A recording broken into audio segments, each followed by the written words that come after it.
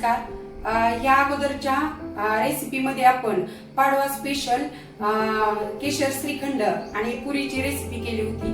तर आज देखील आपण पाडवा स्पेशल श्रीखंड पुरी सोबत एक साधा सोपा असा पुलावाचा प्रकार करणार आहोत। पुलाव कशाला म्हणतो आपण, जेवढ्या वजनामध्ये आपले तांदूळ आहेत तेवढ्याच वजनामध्ये त्या भाज्या झाल्या पाहिजे। म्हणजे तुमच्या जर 300 ग्राम तांदूळ असेल तर तुमच्या सगळ्या मिळून भाज्या या 300 ग्राम असल्या पाहिजे। असा हा आपण पुलावाचा साधा सोपा प्रकार आज आपण करणार आहोत आणि त्याबरोबरच काकडीची कोशिंबीर देखील बनवणार आहोत। तर आपण पुलावासाठी लागणारं साहित्य बघूया।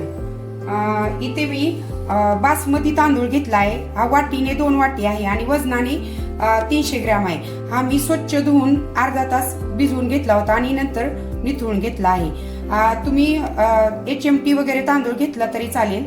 आता या भातासाठी लागणाऱ्या आपण भाज्या बघणार आहोत। हे मी गाजर, एक मध्यम आकाराचं गाजर घेतलं आहे। हे वजनामध्ये 50 ग्रॅम आहे।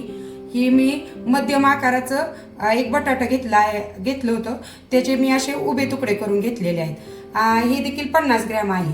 हा वटाणा देखील 50 ग्रॅम आहे। इथे मी अर्धी वाटी फरसबी घेतली, ही देखील 50 ग्रॅम आहे। हा मी फ्लॉवर 60 ग्रॅम घेतलेला आहे आणि ही शिमला मिरची मध्यम आकाराची घेतलेली आहे, तर ही 40 ग्रॅम आहे। अशा या सगळ्या मिळून भाज्या आपल्या 300 ग्रॅम भाज्या आहेत। आता आपण हे झाल्या पुलावासाठी लागणाऱ्या भाज्या। आता आपण हिच्या फोडणीमध्ये काय घालणार आहोत ते बघूया। इथे मी फोडणीसाठी अर्धी वाटी तूप घेतलेलं आहे आणि काही खडे मसाले घेतलेले आहेत। तर ह्याच्यामध्ये ही मसाला विलायची एक, इथं 8 ते 9 मिरे घेतलेले आहेत, 2 दालचिनीचे तुकडे, 4 लवंग घेतलेले आहेत, 2 चक्री फूल घेतले आहेत, 4 हिरवी इलायची, 1 दगड फूल घेतलेला आहे, हे अर्धा चमचे जिरे आणि 3 तमालपत्र घेतलेले आहेत। आणि इकडे या खडे मसाले घातल्यानंतर आपण ही एक छोटा मध्यम आकाराचा टोमॅटो उभा कट करून घेतला आहे। इथे मी 2 मध्यम आकाराचे कांदे उभे कट करून घेतले आहेत। इथे 7 ते 8 लसणाच्या पाकळ्या आणि 1 इंच आल्याची पेस्ट करून घेतलेली आहे। एक हिरवी मिरचीचे असे मी उभे तुकडे करून घेतलेत आणि पुलाव सजवण्यासाठी चिरलेली कोथिंबीर आणि ह्या काजू पाकळ्या आपण तळून घेणार आहोत आणि चवीनुसार मीठ। आणि ह्या पुलावासाठी आता आपलं समजा हे तांदूळ 2 वाटी आहेत, तर ह्या 2 वाटी तांदूळाच्या काय करायचं, दुप्पट पाणी घालायचं पुलावाला, म्हणजे पुलाव आपला मोकळा होतो। तर इथं मी हे माझे 2 वाटी तांदूळ आहेत, 2 वाटी हे माझे तांदूळ आहेत, तर मी इथं काय केलंय, हे 4 वाटी पाणी गरम करून ठेवलेलं आहे। आणि पुलावासाठी काय करायचं, नेहमी जुन्या तांदूळ वापरायचा, म्हणजे आपला भात जास्त शिजला जात नाही। तर आपण पुलाव करायला सुरुवात करू। अगोदर आपण काय करायचं, कढईमध्ये जे आपण अर्धी वाटी तूप घेतलेलं आहे ते घालायचं आणि त्याच्यामध्ये आपण थोडासा कांदा आणि काजू पाकळी तळून घेणार आहोत। आता आपण जे कांदे चिरून घेतले होते त्यातला थोडा कांदा आपण इथे तळून घेणार आहोत पुलाव सजवण्यासाठी।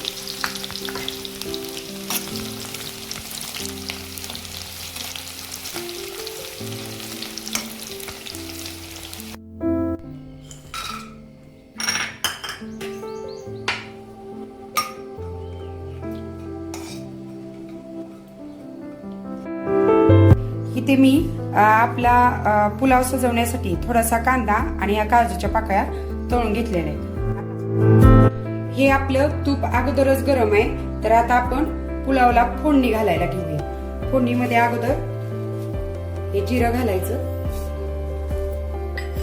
जिरं थोडस तडतडून द्यायचं,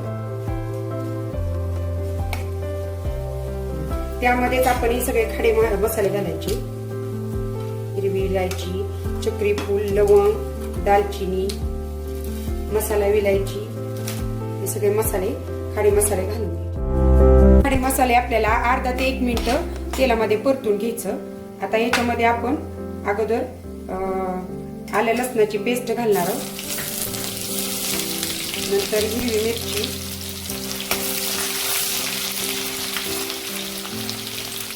कांदा, टोमॅटो आणि चांगलं व्यवस्थित परतून घ्यायचं।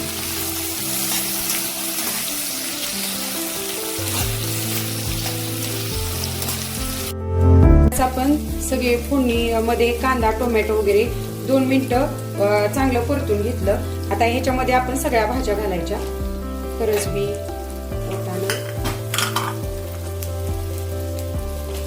फ्लावरची तुरी, बटाटा, शिमला मिरची आणि हे आता आपण ह्याच्यामध्ये चांगलं मिक्स करून घ्यायचं.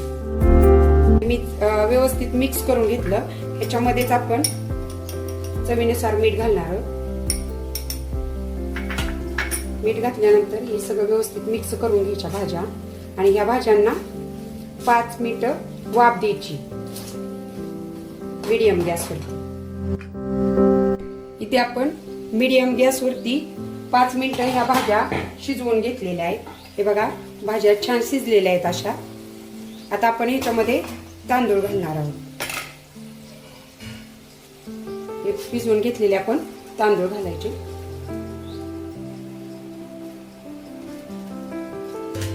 तांदूळ घातले की हे सगळ्या भाज्यांमध्ये तांदूळ व्यवस्थित मिक्स करून घ्यायचे.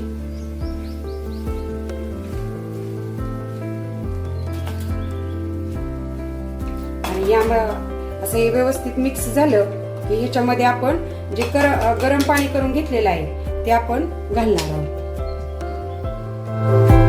हे बघा, ह्याच वाटीने मी 2 वाटी तांदूळ घेतला होता, तर त्याच वाटीने मी आता 4 वाटी पाणी घालते. हे पाणी मी गरम करून घेतले आणि पुलावामध्ये नेहमी गरमच पाणी घालायचं, म्हणजे पुलाव छान तयार होतो.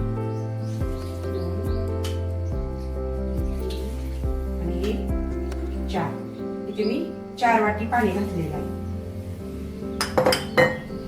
आणि पाणी घातल्यानंतर या पाण्याला उकळी येईपर्यंत फुल गॅस ठेवायचा. हे बघा, हे या भाताला सगळीकडून छान उकळी आली आहे. आता आपण मीडियम गॅस करायचा आणि हा भात शिजवून घ्यायचा. आता आपला पुलाव भात तयार होतोय, तोपर्यंत आपण काकडीची कोशिंबीर करून घेऊया. त्यासाठी लागणारे साहित्य बघूया. इथे मी मध्यम आकाराच्या 2 काकड्यांची साल काढून घेतलेली आहे. त्याच्यासाठी 1 वाटी दही घेतले, 1 चमचा शेंगदाणा कूट, एका हिरव्या मिरचीचे तुकडे, थोडीशी कोथिंबीर, फोडणीसाठी तूप 2 चमचे तूप घेतले मी, थोडीशी मोहरी, चवीनुसार मीठ आणि थोडीशी साखर. आता आपण काय करणार आहे, या काकड्या खिसून घ्यायच्या.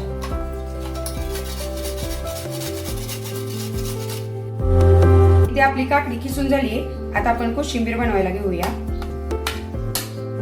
खिसलेली काकडी घ्यायची आणि याच्यामध्ये आपण 1 वाटी दहीची घेतलेलं आहे ते दही घालायचं. त्याच्यामध्येच हे 1 चमचा घेतलेलं शेंगदाणा कूट, चवीनुसार मीठ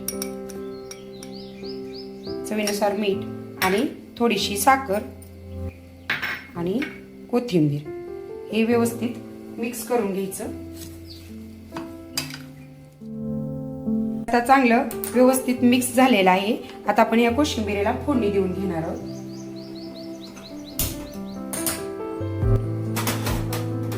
फोडणी पात्र ठेवल्यानंतर याच्यामध्ये 2 चमचे तूप घालायचं. याच्या तूप गरम झाले. आता याच्यामध्ये आपण मोहरी घालायची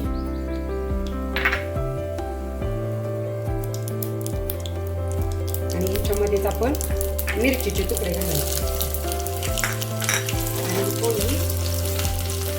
आता आपण कोशिंबीर आणि हे असं व्यवस्थित मिक्स करून घ्यायचं. ही आपली काकडीची कोशिंबीर तयार झाली आहे. आता आपला पुलाव कितपत शिजलाय ते आपण बघूया.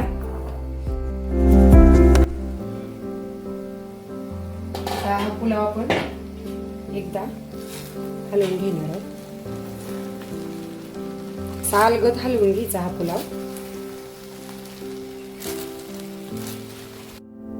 हा पुलाव मी मीडियम गॅसवर 8 मिनिटं शिजवलाय. आता हा अगदी किंचित कच्चा आहे, तर आता आपण गॅसची फ्लेम एकदम कमी करायची आणि हा 2 मिनिटं आणखीन याला वाफ देऊन घ्यायची. आपला पुलाव भात तयार आहे. याच्यावर आपण तळून घेतलेले काजू घालायचे आणि गरम पाणी घातल्यामुळं आपला पुलाव झटपट तयार झाला. आणि याच्यावर हा तळलेला कांदा आणि कोथिंबीर घालून घ्यायची. इथे आपला हा पुलाव आणि ही काकडीची कोशिंबीर तयार आहे.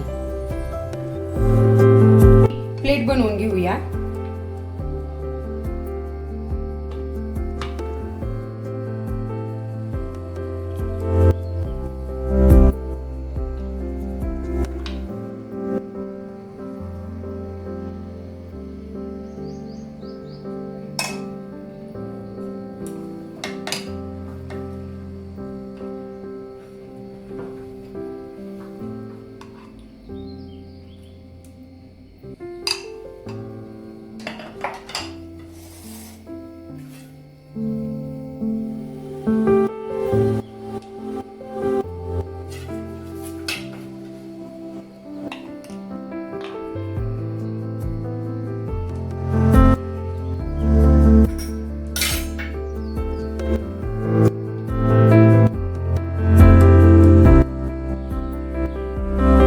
आपली प्लेट तयार आहे. पुलाव आणि काकडीची कोशिंबीर. बघा, असा हा मोकळा साधा सोपा असा पुलाव तयार आहे आणि त्याच्यासोबत काकडीची कोशिंबीर. तर ही आता आपण टेस्ट करून बघूया कसं झालंय ते.